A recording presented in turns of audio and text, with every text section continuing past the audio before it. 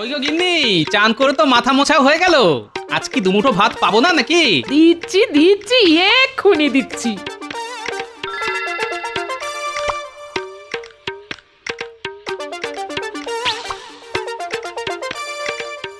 এই বলছি, শোনো না, অনেক দিন ধরে তোমাকে একটা কথা বলবো বলবো করছিলাম, কিন্তু কিছুতেই বলতে পারছি না গো।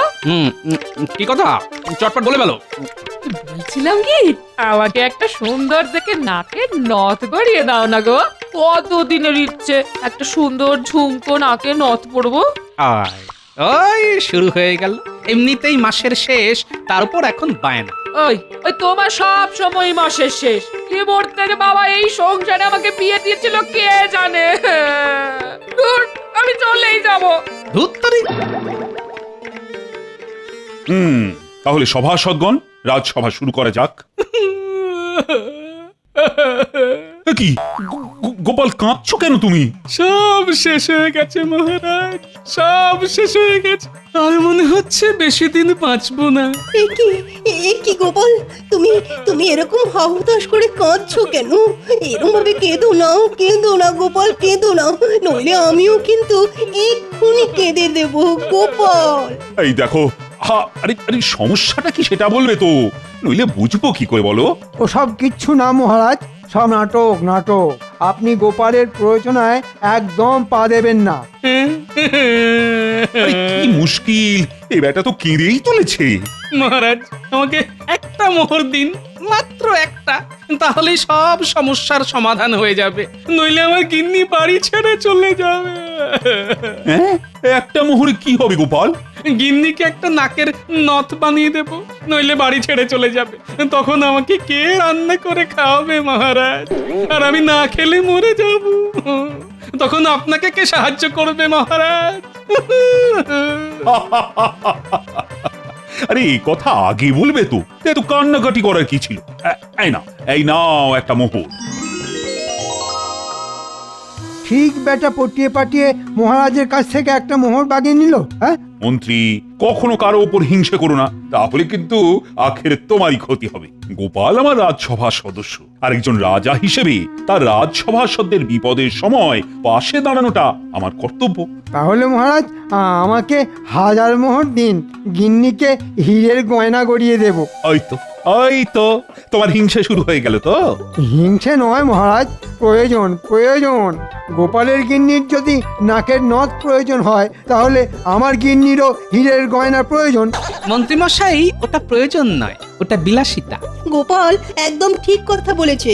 হ্যাঁ মন্ত্রী, তুমি প্রয়োজন আর বিলাসিতার মধ্যে পার্থক্যটা বুঝতে শেখো। বেটা বেঁটেটার জন্য মহারাজের এত দরদ যেন একেবারে উথলে উঠছে, দেখলেও গা জ্বলে যায়। না, এর একটা বিহিত করতে হবে।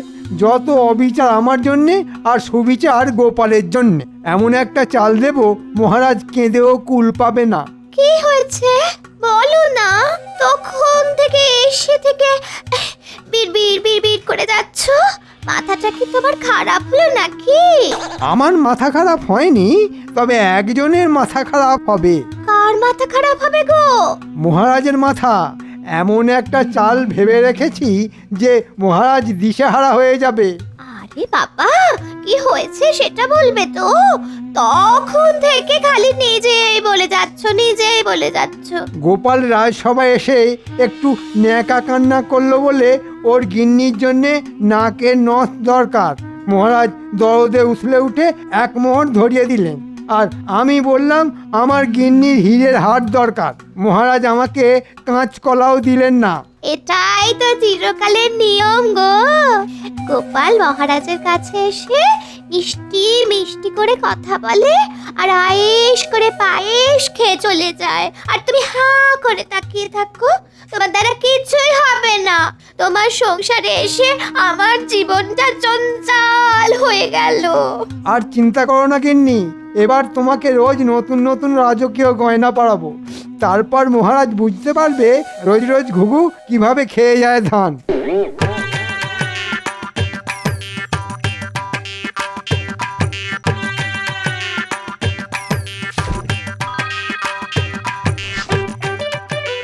তাহলে শেখরা, তোমার হিসেব মিটে গেল। হ্যাঁ গোপাল দাদা। আচ্ছা, তোমাকে একটা কথা বলি, বলছি যে এই নকশার নথটা গিন্নির পছন্দ হবে তো? পছন্দ হবে না মানে হতেই হবে। এটা এটা রাজা বাদশার বাড়ির নকশার আদলে বানানো নথ। বেশ কয়েক বছর আগে কৃষ্ণনগরের রানীমার জন্য এইরকম একটা নথ বানিয়েছিলাম। পছন্দ হলেই রক্ষে। ঠিক আছে শেখরা, আসি তাহলে। হ্যাঁ গোপাল দাদা, এসো এসো। দূর, নিকুচি করেছে এই পোড়ার কপাল সংসারের। আর থাকবো না, এই আমি বাপের বাড়ি চলে যাব, আর আসবো না এই পোড়া কপালের সংসারে ফিরে। কই গো গিন্নি, খেতে দাও। উনুনে ভাতের হাড়ি চাপানো আছে, পেরে খেয়ে নাও। আর আজকের পরে অন্য একটা রান্না করার লোক দেখে নিও, আমি চললাম। এই মরেছি, তুমি সত্যি সত্যি চললে বুঝি? কেন কেন বুঝতে পারছো না নাকি? হ্যাঁ, নিজের মতো নিজে থেকো, আর আমার কিচ্ছু চাই না, কিচ্ছু না। বিয়ের আগে বাপের বাড়িতে যেমন ছিলাম, এখন গিয়ে ঠিক তেমনই থাকবো। হ্যাঁ, এসো তাহলে। দুগ্গা দুগ্গা, আমি তাহলে এই নাকের নথটা শেখরাকেই ফেরত দিয়ে আসি। কি আর হবে, যার জন্য আনলাম সেই চলে যাচ্ছে। কি বললে? এই নাকে নথ এনেছো? এই সত্যি এনেছো? এই কই কই দেখি দেখি দেখি। এই বলনি তো। ও মা, কি সুন্দর নাকের নথ। তুমি আগে বলবে তো, আমার জন্য নথ কিনে এনেছো। খামোকা আমার সাথে হেয়ালি করো। হ্যাঁ, এই মরেছে, আমি কখন আবার বললাম নাকের নথ আনিনি? তুমি খুব ভালো, খুব। এই দাঁড়াও, তোমার জন্য ভাত বেড়ে দিচ্ছি, মুখ হাত ধুয়ে বসো। গিন্নি, ও গিন্নি, আজকে দুপুরে কি রান্না করেছো গিন্নি? সর্ষে ইলিশ করেছি, আর ইলিশের মাথা দিয়ে কচুর শাক। দুপুরের খ্যাটনটা জমে যাবে।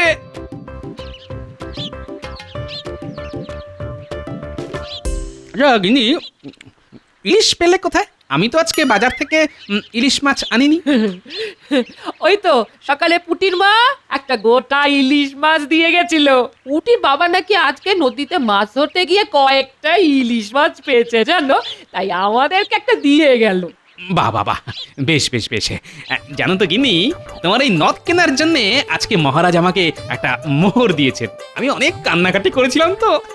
উমা, তাই নাকি? হ্যাঁ, তাহলে তুমি এক কাজ করো, তুমি কালকে বাজার থেকে ইলিশ মাছ এনো। হ্যাঁ, কেন কেন, আমি ইলিশ কিনতে যাব কেন? না, আসলে তাহলে কালকে একটু বেশি করে সর্ষে ইলিশ রান্না করব। তুমি সময় করে দুপুরে খাওয়ার আগে মহারাজের জন্য দিয়ে এসো। হ্যাঁ, ও আচ্ছা আচ্ছা আচ্ছা, ঠিক আছে ঠিক আছে।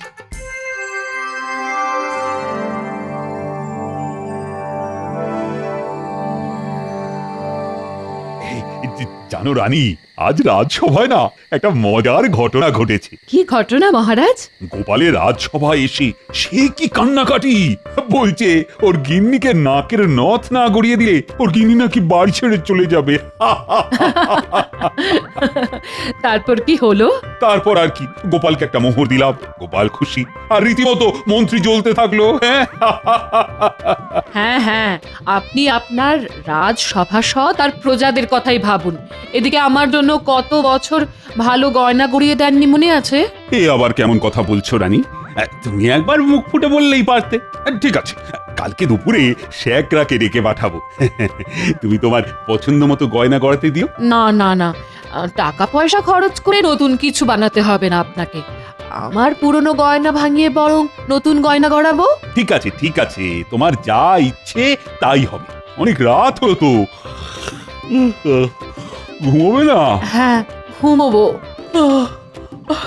আমারও ঘুম পাচ্ছে।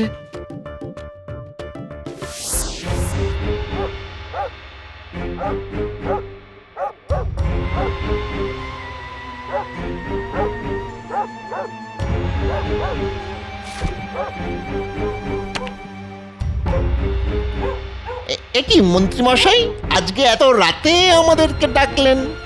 কোনো কাজ আছে নাকি?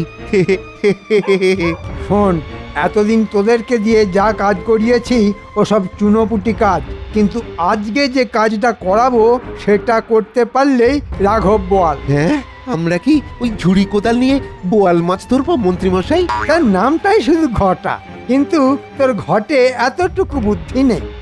আপনি আমাকে বলুন মন্ত্রী মশাই, আমি সব ব্যাপারটা একাই সামলে নেব।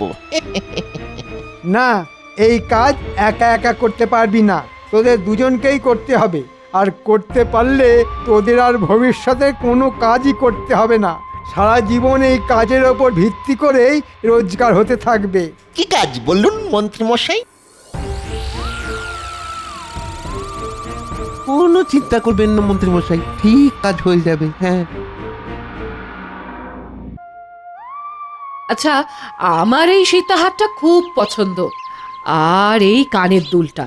এই সীতাহারটা মোটামুটি 5 ভরি হবে, আর ওই ঝুমকো কানের দুলটা 3 ভরি, তাহলে মোট হলো গিয়ে 8 ভরি। হিসেব করলে 8 গুণ। আমি আপনাকে আমার পুরনো 8 ভরির গয়না দেব, আপনি ওটা ভেঙে এগুলো গড়িয়ে দিন, আর আপনার যা মজুরি হয় সেটা নিয়ে নিন। আচ্ছা, ঠিক আছে। তুমি এখানেই বসো, আর আমি পুরনো গয়নাগুলো নিয়ে আসছি।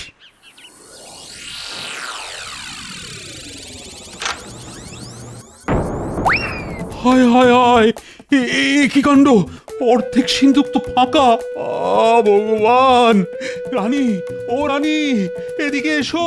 কি হলো? কি হলো মহারাজ? কি হলো? ডাকছেন? দেখো, দেখে যাও রানী, সিন্ধুকের কি অবস্থা। অর্ধেক সিন্ধুক ফাঁকা হয়ে গেছে। মহারাজ, মহারাজ, আমি আপনার জন্য সর্ষে ইলিশ নিয়ে এসেছি, আমার গিন্নি বানিয়েছে। তুমি রাখো তোমার সর্ষে ইলিশ, আমার সব সম্পত্তি শেষ হয়ে গেল। মহারাজ, কথায় আছে, যা দেবেন অঙ্গে তাই যাবে সঙ্গে। এই সর্ষে ইলিশটা খেয়ে নিন, তারপর আমাকে বলুন কি হয়েছে। না না না, আমার ওসব খাওয়ার কোনো ইচ্ছে নেই, তুমি এটা রেখে দাও। গোপাল, রাজবাড়ির সিন্ধুক রাতারাতি অর্ধেক ফাঁকা হয়ে গেছে গোপাল। হিমা, সে কি? কিভাবে? শেখরা, তুমি এখন এসো, তোমাকে পরে ডাকবো। আচ্ছা, ঠিক আছে। আর বলো না গোপাল, সিন্ধুকের ঘর তো সবসময় তালা চাবি দিয়ে বন্ধই করা থাকে, আর চাবিটা আমার কাছেই থাকে। কিন্তু কিভাবে যে অর্ধেক সিন্ধুক ফাঁকা হয়ে গেল, আমি কিছুতেই বুঝতে পারছি না, কিছুতেই বুঝতে পারছি না। আমাকে একটু দেখতে দিন তো মহারাজ।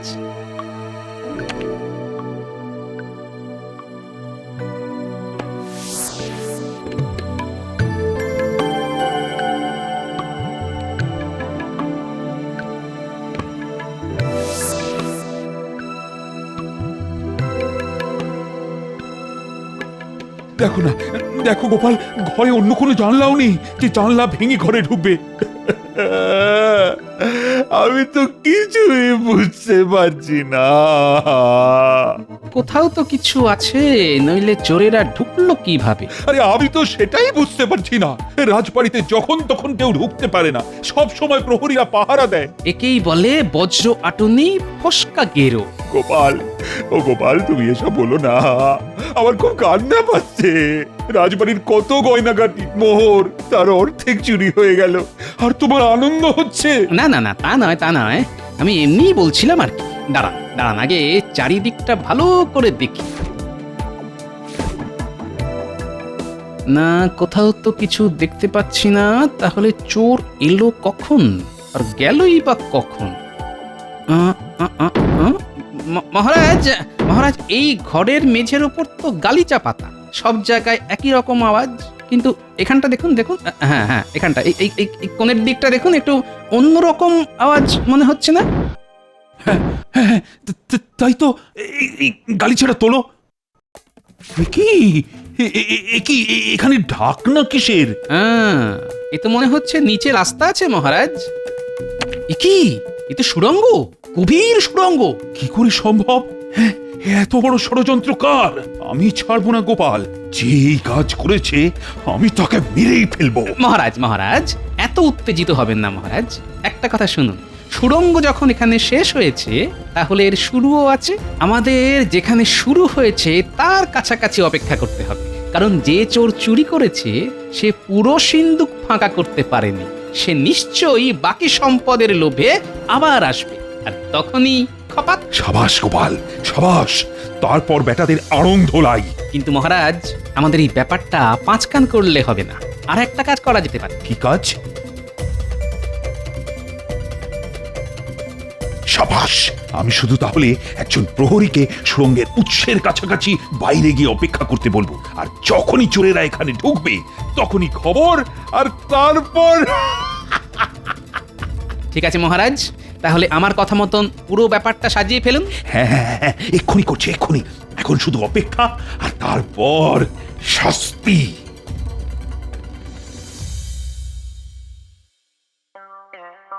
কি গিন্নি, তুমি খুশি তো? খুশি মানে আজ আমি দারুণ দারুণ খুশি। আমি কোনোদিন স্বপ্নেও ভাবতে পারিনি আমি এত গয়না পরতে পারবো। এ তো সবেমাত্র অর্ধেক গিন্নি, আজকে রাতে আরো পাবে। এতদিন পরে তুমি একটা কাজের কাজ করতে পেরেছো। ওহ, আমার কি সুন্দর রানী রানী দেখতে লাগছে। ঠিক আছে, হয়েছে হয়েছে, আমি এখন চললাম। তুমি সাবধানে থেকো, আর এই গয়নাগাটির ব্যাপারটা যেন কেউ ঘুণাক্ষরেও টের না পায়। আচ্ছা ঠিক আছে।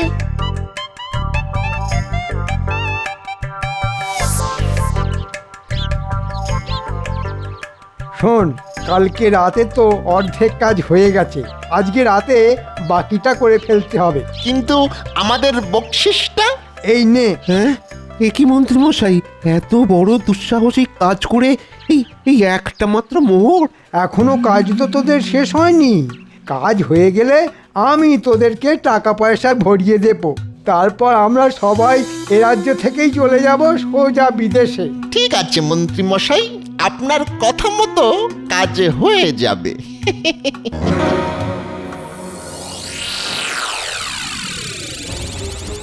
মহারাজ, রাজবাড়ি থেকে বেশ কিছুটা দূরে একটা ঝোপের ধারে সুড়ঙ্গের মুখ পাওয়া গেছে। বেশ, তাহলে এবার আমাদের কাজটা শুরু করতে হবে। কি বলো গোপাল? হ্যাঁ শোনো, প্রহরী আর আরেকজন মিলে একটা বড় পাথর নিয়ে প্রস্তুত থাকো, আর দূরে লুকিয়ে লুকিয়ে অপেক্ষা করো। আর ওই সুড়ঙ্গে চোর ঢুকলেই ওই পাথরটা সুড়ঙ্গের মুখে চাপা দিয়ে দাও, আর আমাদেরকে খবর দাও। যথা আজ্ঞা গোপাল। গোপাল যেরকম বললো ঠিক সেরকমটাই কাজ করো, আর ব্যাপারটা মোটেই পাঁচ কান করো না। যথা আজ্ঞা মহারাজ। মহারাজ, জলের ব্যবস্থাটা করে রেখেছেন তো? হ্যাঁ হ্যাঁ, সব ব্যবস্থা হয়ে গেছে। ঘটা, আমার না কি আনন্দ হচ্ছে কি বলবো। ও, আনন্দ তো আমারও হচ্ছে রে বটা। ও, শুধু একটা রাত, হ্যাঁ, একটা রাত, তারপরে সোজা বিদেশ। হ্যাঁ, এ তো বটা ঘটা। আচ্ছা, তার মানে ওই দেখ গর্তের মধ্যে ঢুকে গেল। চল তাহলে আমরাও আমাদের কাজটা সেরে ফেলি, চল।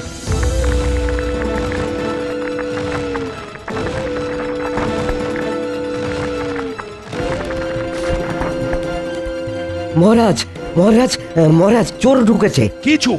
বটার ঘটা। আপনি কাজ শুরু করে দিন। হ্যাঁ, আর তুমি যাও, গোপালকে ডেকে নিয়ে এসো। একিরে ঘটা, সুরঙ্গের ভিতরে জল আসছে কোথা থেকে? কিছুই তো বুঝতে পারছি না রে। হ্যাঁ, জলটা তো মনে হচ্ছে ওই সিন্ধুকের ঘর থেকে আসছে। ওরে, তার মানে আমাদের পরিকল্পনা মহারাজ ঠিক বুঝতে পেরেছেন। পালা পালা ঘটা, পালা।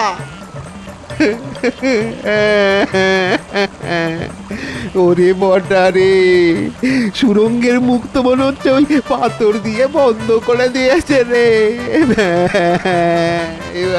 এবার আমাদের কি হবে রে বটা? ওরে ডুবে যাচ্ছি রে। ওরে, ও ওই ঘর থেকে আলো আসছে, ওদিক থেকেই আমাদের বেরোতে হবে। নইলে তো আমাদের শরীর সমাধি হয়ে যাবে রে। চল ওই দিক থেকে বেরোবো। মহারাজ, ধরুন বেটাদের।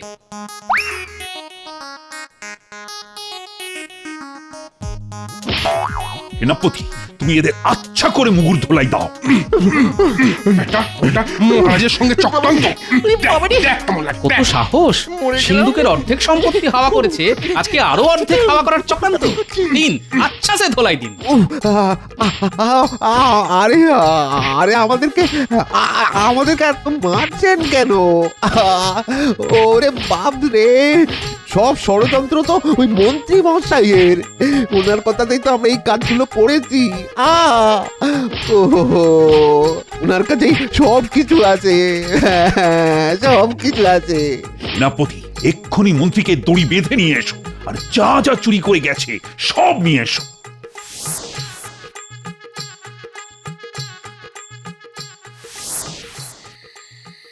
এবার এক কাজ করো, এদের তিনজনকেই একসাথে সুড়ঙ্গের ভেতরে ঢুকিয়ে দাও। একদিক পাথর চাপা দিয়ে বন্ধ করা আছে, আরেক দিকেও পাথর চাপা দিয়ে দাও। মহারাজ, ভুল হয়ে গেছে মহারাজ। আমাকে আমাকে ক্ষমা করে দিন না লক্ষ্মীটি। আর কোনোদিন করবো না। চলুন মন্ত্রী মশাই, আজ থেকে সুড়ঙ্গতেই থাকবেন, চলুন। হ্যাঁ, আর কোনোদিন করবো না, আর কোনোদিন করবো না। ধন্যবাদ গোপাল, ধন্যবাদ। তোমার জন্য আজ আমি আমার সমস্ত হারানো সম্পত্তি ফিরে পেলাম। এই নাও তোমার উপহার। সত্যি গোপাল, তোমার বুদ্ধির তুলনা নেই, সত্যি। ধন্যবাদ মহারাজ। ওরে বাবা রে, মরে যাবো, বিশ্বাস করুন, মরে যাবো। গোপালের জন্যে এবারেও ধরা পড়ে গেলাম।